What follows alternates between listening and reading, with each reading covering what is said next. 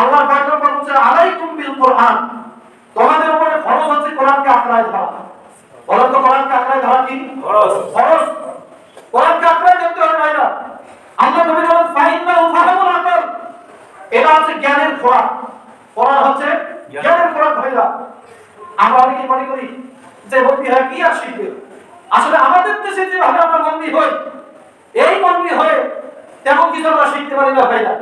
কিন্তু অতীতে যারা বন্দি ছিল, আলেম ছিল, মুহাদ্দিস ছিল, মুফাসসির ছিল, প্রত্যেকটা মুহাদ্দিস মুফাসসির আলেম ছিল এক একজন করে ডাক্তার, এক একজন করে ইঞ্জিনিয়ার, এক একজন করে গণিতবিদ, এক একজন করে বৈজ্ঞানিক ছিল ভাইরা। সুবহানাল্লাহ বলুন না। কিন্তু আমাদের শিক্ষা ব্যবস্থা, ইংরেজি শিক্ষা ব্যবস্থা, এই যে ইংরেজদের যে শিক্ষা ব্যবস্থা, এটা আমাদের ঘাড়ের উপর চেপে আছে ভাইরা। আমাদেরকে একটা ভূত চাপা দিয়েছে, একটা হচ্ছে জেনারেল শিক্ষা আর একটা হচ্ছে মাদ্রাসা শিক্ষা, অর্থাৎ দ্বীনি শিক্ষা। অথচ আমি মনে করি কোন দ্বীনি শিক্ষাও না, দুনিয়াবী শিক্ষা একটাই। শিক্ষা বলতে তো কয়টা? একটাই। আপনাকে দুনিয়াতে চলতে গেলে দুনিয়াবী জ্ঞান অর্জন করতে হবে না? অবশ্যই, এটা তো করতে হবে। আল্লাহ পাক কি দুনিয়ার কোন বিষয় কোরআনে কারিমে বলেন নাই? বিজ্ঞানের কথা, জ্যোতিষ শাস্ত্রের কথা, চিকিৎসা শাস্ত্রের কথা আল্লাহ পাক সবটাই কোরআনে কারিমে বলেন। তার কি ক্লাসিফিকেশন করলেন কোন থেকে ক্লাসিফিকেশন আসে? এজন্য ভাই আল্লাহ নবী বলেছে আলাইকুম বিল কোরআন, তোমরা কোরআনকে আঁকড়ে ধরো। ফাইন্না ফাহামুল আকল, কোরআন হচ্ছে জ্ঞানের খোরাক। চিৎকার করে সুবহানাল্লাহ। জ্ঞানের খোরাক হচ্ছে কোরআন ভাইয়া। কি করে জ্ঞান চাবেন আপনি কোরআনের কাছে? সবটাই আছে ভাইয়া। আল্লামা ফখরুদ্দিন রাজি রাহমাতুল্লাহ আলাইহি তিনি একটা তাফসীর লিখেছেন ভাইয়া, মাফাতিহুল কুয়ুব। সেটাকে তাফসীরে রাজিও বলা হয়, তাফসীরে কামিলও বলা হয়। তো তিনি যে তাফসীরটা ভাইয়া লিখেছেন, একটু চিন্তা করুন, সেখানে বিজ্ঞানের প্রায় প্রত্যেকটা শাখা নিয়ে তিনি আলোচনা করেছেন। সুবহানাল্লাহ বলুন না। তো একজন মুফাসসির তার তাফসীরের ভিতরে বিজ্ঞানের প্রত্যেকটা জিনিস তিনি স্থান দিয়েছেন। তো কোরআন তো বিজ্ঞান, বিজ্ঞান তো কোরআনের বাইরে হতে পারে না ভাই। তো যে বিজ্ঞান কোরআনের বাইরে, ওটাকে আমরা বিজ্ঞানই মনে করি না। ওটাকে আমরা কি মনে করি না? বিজ্ঞান মনে করি না। এরপর আল্লাহ নবী বলেছেন ওয়া নূরুল হিকমা, এই কোরআন হচ্ছে প্রজ্ঞা, জ্ঞান বিজ্ঞানের নূর, পথ নির্দেশক। কোরআন জ্ঞান বিজ্ঞানের আলোক পত্রিকা আছে কোরআন। সুবহানাল্লাহ। আপনি চিন্তা করেন তো আল্লাহ নবী কি বলেছেন? কোরআন হচ্ছে জ্ঞান বিজ্ঞানের আলোক, জ্ঞান বিজ্ঞানের নূর, জ্ঞান বিজ্ঞানের আলোক পত্রিকা ভাইরা। তাহলে বিজ্ঞান কোরআনের কাছে ইয়াতিম, জ্যোতিষশাস্ত্র কোরআনের কাছে ইয়াতিম, পৃথিবীর যত শাস্ত্র আছে সব শাস্ত্র কোরআনের কাছে ইয়াতিম। ঠিক। সমস্ত জ্ঞানের আলোক পত্রিকা হচ্ছে কোরআন ভাইরা। আজকে আমরা মুসলমানরা সেই কোরআন পড়ি না, সন্তানদেরকে সেই কোরআন পড়াই না ভাইরা। তারপর আল্লাহ নবী তাকে কি বলছেন? ওয়াহাদাতুল কুতুব বির রহমানি আহাদা, আল্লাহ নবী বলেন কোরআন হচ্ছে পৃথিবীর সর্বাধুনিক কিতাব। সুবহানাল্লাহ বলুন না। কোরআনের মতো আধুনিক কিতাব পৃথিবীতে আর নাই। আছে? আল্লাহ পয়গম্বরের কথা ভাইরা। আপনাদেরকে যে হাদিসটা বলতেছি এটা সহিহ টনটনে হাদিস, টনটনে সহিহ হাদিস আছে আপনাদেরকে। ওয়াহাদাতুল কুতুব, কোরআন হচ্ছে সর্বাধুনিক কিতাব। কোরআনের মতো আধুনিক কিতাব পৃথিবীতে একটাও হতে পারে না। ঠিক। হযরত আব্দুল্লাহ ইবনে আব্বাস রাদিয়াল্লাহু তাআলা বলেন ইন্নাল কোরআন ইউফাসসিরুত তামাম, কোরআন এমন একটা কিতাব যেটা তার প্রত্যেকটা সময়কে ব্যাখ্যা করে। ঠিক। তা আপনি কোরআন কি ব্যাখ্যা করবেন কোত্থেকে? আজকে আমাদের দেশে কিছু নাস্তিক তারা কোরআনকে ব্যাখ্যা বলে, মৌলবীদেরকে ব্যাখ্যা বলে। আল্লাহ পয়গম্বর বলেছেন মৌলবীরা ব্যাখ্যা না, কোরআনও ব্যাখ্যা না, কোরআন হচ্ছে অত্যাধুনিক। সুবহানাল্লাহ। আপনি কোরআনে কি চাবেন ভাইরা? সবটাই আছে। তো কোরআন ব্যাখ্যার কিতাব নাই, কোরআন হচ্ছে অত্যাধুনিক কিতাব। এর মধ্যে আধুনিকতা আল্লাহ পাক দিয়েছেন। সম্মানিত ভাইরা, এরপরে দেখেন আল্লাহ পাক তাওরাত কিতাবে মুহাম্মদ সাল্লাল্লাহু আলাইহি ওয়াসাল্লামকে ডাক দিয়ে বলেন, হে মুহাম্মদ, ইয়া মুহাম্মদ ইন্নী মুনাজ্জিলুন আলাইকা তাওরাতান হাদিসাতান, হে মুহাম্মদ সাল্লাল্লাহু আলাইহি ওয়াসাল্লাম, নিশ্চয় আমি আপনার উপরে অত্যাধুনিক সর্বাধুনিক একটা কিতাব নাযিল করেছি। বলি সুবহানাল্লাহ। নবী মুহাম্মদ সাল্লাল্লাহু আলাইহি ওয়াসাল্লামের উপরে আল্লাহ পাক একটা যে অত্যাধুনিক সর্বাধুনিক কিতাব নাযিল করবে ভাইরা, এই ইঙ্গিতটা আল্লাহ পাক আগেই তাওরাত কিতাবে দান করেছেন। সুবহানাল্লাহ। হাদিস আছে আপনাদেরকে। এরপরে দেখেন নবী করিম সাল্লাল্লাহু আলাইহি ওয়াসাল্লাম কি বলেন? আল্লাহ পাক আল্লাহ পয়গম্বরকে ডাক দিয়ে বলেন তাফতাহু ফিহা আয়ুনাল মুমিয়া, হে মুহাম্মদ সাল্লাল্লাহু আলাইহি ওয়াসাল্লাম, আপনাকে যে আমি কোরআনটা দিচ্ছি, এই কোরআনের ভিতরে আয়ুনাল মুমিয়া, যারা অন্ধ, অন্ধদের জন্য দৃষ্টি শক্তি রয়েছে। সুবহানাল্লাহ। অন্ধদের জন্য দৃষ্টি শক্তি রয়েছে ভাইরা। এরপর আল্লাহ নবী বলেছেন ওয়াদানান সুন্নাহ, যারা বধির, কানে শোনে না, এদের যত শ্রবণ শক্তি রয়েছে কোরআনের ভেতরে। সুবহানাল্লাহ।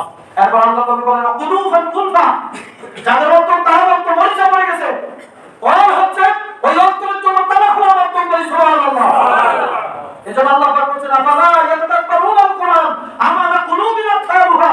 আল্লাহ পাক বলেন তারা কোরআন দিয়ে কেন গবেষণা করে না, নাকি তাদের অন্তরে তালা বন্ধ, নাকি তাদের অন্তরে তালা মারা হয়েছে? সম্মানিত ভাইরা, আজকে আমরা অধিকাংশ মুসলমান আমাদের অন্তর তালাবদ্ধ হয়ে গেছে। তালাবদ্ধ হয় কি হয় না? অন্তর মোহরাঙ্কিত হয়ে গেছে ভাইরা।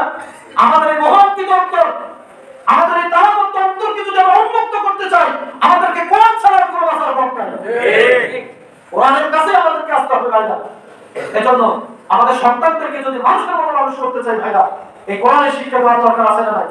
কোরআনের শিক্ষা দিতে হবে ভাইরা।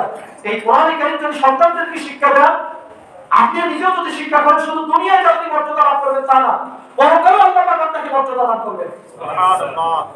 আল্লাহ পাক পরকালে মর্যাদা দিবেন ভাইরা। কি রকম মর্যাদা দিবেন দেখেন।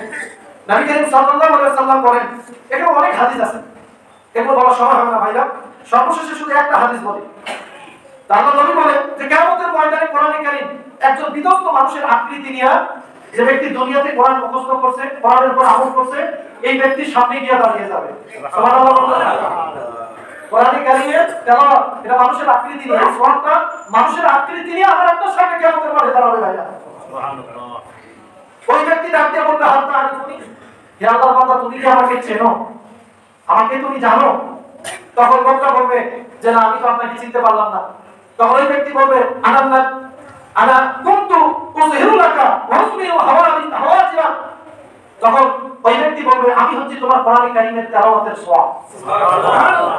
আমি কোরআনে কারীম তোমার, যে কোরআনে কারীম তুমি দুনিয়াতে সংরক্ষণ করেছো, হেফাজত করেছো, কোরআন দিয়ে নিজের জীবন পরিচালনা করেছো, কোরআন তেলাওয়াত করেছো, সেই কোরআন হচ্ছে আমি তোমাকে দুনিয়াতে দিনের বেলা ঠিকমতো কাজ করতে দেই নাই, রাতের বেলা ঠিকমতো ঘুমাইতে দেই নাই, আমি কোরআন, সেই কোরআন আজকে তোমার সামনে আমি দাঁড়িয়ে গেছি। সুবহানাল্লাহ।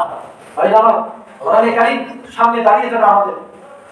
কোরআনে কারীম আমাদের সামনে দাঁড়াবে নাকি আমরা চাই ভাইরা? নাই। এজন্য আমাদের কি কোরআনের শিক্ষায় শিক্ষিত হওয়ার দরকার আছে না নাই? আছে। কোরআন মানার দরকার আছে না নাই? আছে। আমাদের সন্তানদেরকে শিক্ষায় শিক্ষিত করতে হবে ভাইরা। এরপর নবী করিম সাল্লাল্লাহু আলাইহি সাল্লাম বলেন, এরপর ওই ব্যক্তি বলবে ওয়াইন্না কুল্লা তাজিরিন মিন ওয়ারা'i তিজারাতিহি, যে নিশ্চয় প্রত্যেক ব্যবসায়ী তার ব্যবসার প্রফিট লাভ করে। প্রত্যেক ব্যবসায়ী তার ব্যবসার প্রফিট লাভ করে কি করে না? করে। প্রফিট লাভ করে ভাইরা। তো এই ব্যক্তি বলবে যে আমি তোমাকে আজকে প্রফিট দেওয়ার জন্য তোমার কাছে এসেছি। ডাক দিয়ে বলবে আল্লাহর বান্দা, দুনিয়ার জীবনে তুমি আমি কোরআনকে তেলাওয়াত করছো, আমি অনুযায়ী আমল করছো, আজকে আল্লাহ পাক তোমাকে মর্যাদা দান করেছে, তোমার ডান হাতে আল্লাহ পাক রাজত্ব দান করবেন এবং বাম হাতে স্থায়িত্ব দান করবেন বলে সুবহানাল্লাহ। ভাইরা, আমার কিয়ামতের ময়দানে আল্লাহ পাক আমাদের হাতে রাজত্ব দান করবে, আমরা চাই তো ভাইরা? চাই। আমরা যদি রাজত্ব পেতে চাই এবং স্থায়ী রাজত্ব, এই জান্নাত যদি পেতে চাই ভাইরা, অবশ্যই কোরআনের শিক্ষা নিজেকে শিক্ষিত হবে এবং সন্তানদেরকে সেই শিক্ষা শিক্ষিত করতে হবে। ঠিক। রাজি আছি আমরা ভাইরা? আমাদের যাদের একাধিক সন্তান আছে, আপনি আপনার প্রত্যেকটা সন্তানকে মাদ্রাসা শিক্ষা শিক্ষিত করবেন। কেন করবেন না আপনি? বর্তমানে আপনি লক্ষ্য করেন যে বাংলাদেশের মাদ্রাসার ছাত্ররা তারা ডাক্তারিতে চান্স পাচ্ছে, পাচ্ছে না?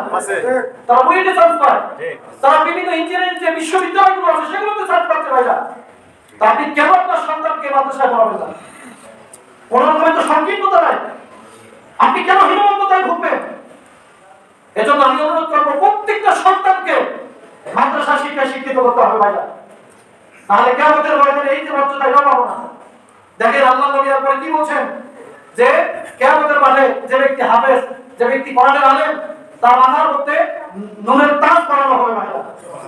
নূরের তাজ, সেই নূরের তাজটা এমন হবে সূর্য যেরকম চঞ্চল করে চলে আলোকময়, এই রকমের চঞ্চল করে চলতে থাকবে সেই তাজটা, সেই জমিদার চিৎকার করে সুবহানাল্লাহ। এরপর আল্লাহ নবী বলেন শুধু আলেম কিংবা হাফেজ যে মর্যাদা লাভ করবে তা না, ওই আলেম বা হাফেজের যে মা বাবা তাদের জন্য আল্লাহ পাক 2 জোড়া কাপড় তৈরি করবেন। সুবহানাল্লাহ। বলেন তো কয় জোড়া? 2 জোড়া। 2 জোড়া কাপড় তৈরি করবেন। আল্লাহ নবী বলেন যে কাপড় আল্লাহ পাক পৃথিবীর কোনো মানুষের জন্য বানান নাই।